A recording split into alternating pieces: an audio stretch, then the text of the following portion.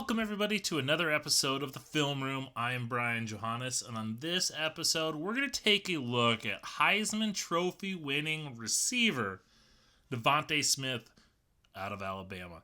If you're not familiar with what we do in these film breakdowns, I'm going to take a look at different plays, different clips of Devonta Smith's games. Here, I'm going to look at the Georgia and Ohio State games, and I'm going to highlight and showcase what he is as a prospect, and then at the end I'll get into where I see him getting projected, maybe a player comparison, so on and so forth, where I have him ranked. So let's not waste any more time. Let's get into the tape. All right, one of the things that really makes Devonta Smith a top-level receiver prospect is his ability to run routes and get off of, get a good release in that. And we're going to see that release and that overall athleticism as well here against Ohio State. And he's lined up here at the top. You can see the arrow there. And he's going to face a little bit of a press man coverage. And the thing about Devonta Smith, he's able to just use his quickness, a quick stutter step right there, get the cornerback taking that step in, and then just uses that speed to blow past him. Now, he didn't get targeted here, but as we can see, he's just able to use that quick stutter step and then just explode to the outside. He's open. If the quarterback was looking at in his direction, he's wide open here for a huge gain. And we see that route running on this play. Once again, he's at the top of the screen, and he's going to run a hook route. And just his ability to run at full speed and then sink those hips and cut back and make that catch. He's able to, at full speed, just get those hips down, sink those hips, and when he makes this cut, he's not floating up the field. You know, you see a lot of receivers that kind of float up a little bit. He's able to sink those hips and just turn straight back to make that catch. So not only does he have that athleticism, but he has this body control to be able to basically stop on a dime, and then, he comes back and meets the ball here. And because he's able to run good routes and sink those hips and make sharp cuts, he uses that to his advantage to set up his other routes. Here against Georgia, he's going to run a stop and go. He's at the bottom of the screen. You see the arrow down there as well.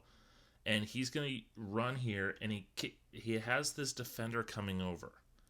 And he's going to sell this stop, the stop just enough. He hesitates enough that safety has to come over, and then he's able to get past him to get open. Now the ball got deflected and wasn't able to get to him.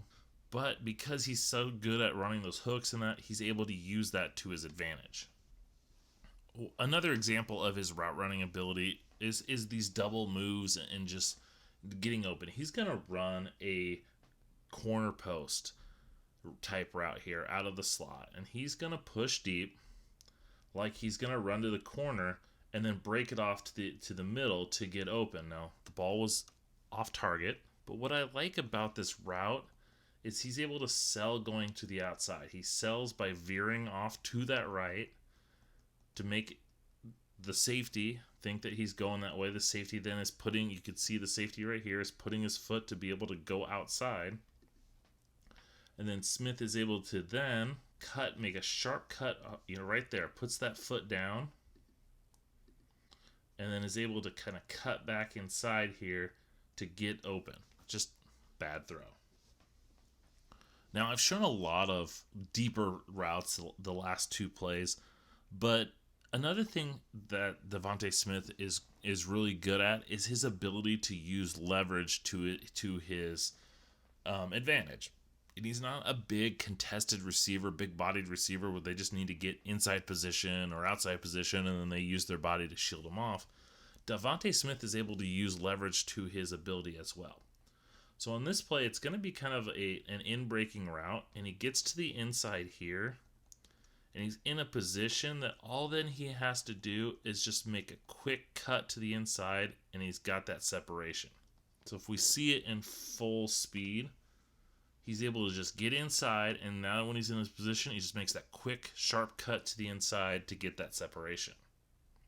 It's nothing fancy, but it's just understanding how to run the route that he gets him to where he needs to be, and he can just make that quick, sharp cut. And look at how much separation he ends up getting on this route because he is able to cut straight in. I mean, that's at least a half a yard or so, and this is against a talented Georgia secondary. Now, besides being a good route runner, Devonta Smith has also got really good hands. He's got long arms. He's got, he can catch the ball well, which you want out of your receivers, as crazy as that may seem. Now, on this is a good example of that. On this slant route, he's able to come in and the ball's out in front of him, and he's just able to reach out and pluck that ball. And the ball's out far in front of him. He's able to get those hands out with the defender right on him and, fully extend to get that ball, to make that catch, and then hold on to it with the defender dragging him down. As we see from the end zone view, once again, he's extending fully out. He got defender barreling down on him, and he's able to make that catch and hold on. We see another example of it on this slant route. The ball's going to come out quick to him because of a ball's out in front of him. He's able to make that quick catch and then tuck it in before the hit comes. Once again, from the end zone view, just able to make that quick catch, tuck it in, and hold on despite the big hit. Not only is Devonta Smith able to make those short catches, plucking the ball out, catching him on the run, he can also adjust to the ball in the air and go up and make the catch. And that's one of my favorite things out of a receiver, is when they can adjust and go up and get the ball. So on this play, Smith is lined up at the top of the screen, as you can see with the arrow, and he's going to kind of run maybe like a post corner, post deep out type route. And the ball is going to be behind him. As we can see here, he's able to adjust back and go up and high point that ball. And this ball is not on target, and he's able to go up, slow down, and then go up and catch that ball.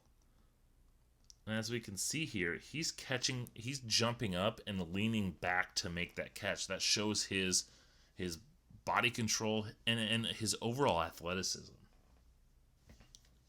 And another example of his ability to go and make that an off-target catch, a catch outside of his frame. Down here, he's going to get a little back shoulder throw from Mac Jones along the sideline, and he's just able to react back to it and then make this catch while kind of falling out of bounds and getting those feet in. As we can see from the end zone view, just being able to turn his body, extend it out, and then get the body control to get those feet down. We see it from full speed, just making that quick turn, the adjustment in the air. And then one of the things that I love out of receivers, and this is maybe just a personal thing that I like, is I want receivers that can go up and win with the ball in the air. I don't want them to continue to run under it. I want them to go high point the ball. And even though Devonta Smith is not the biggest receiver, he shows that ability and that willingness to go up and high point the ball. Here in the end zone, in the red zone, he's going to get a ball at the back of the end zone, and he's able to just go up over the defender to make that catch. And just that body control, that ability to high point, he's got it even at his size. And most of all, Devonta Smith shows a lot of toughness. And, that's important out of a receiver. You want them to be able to fight and scrap and take some hits. And in this case, Devonta Smith is going to make a catch on a comeback type route, and he's going to catch it in between two defenders.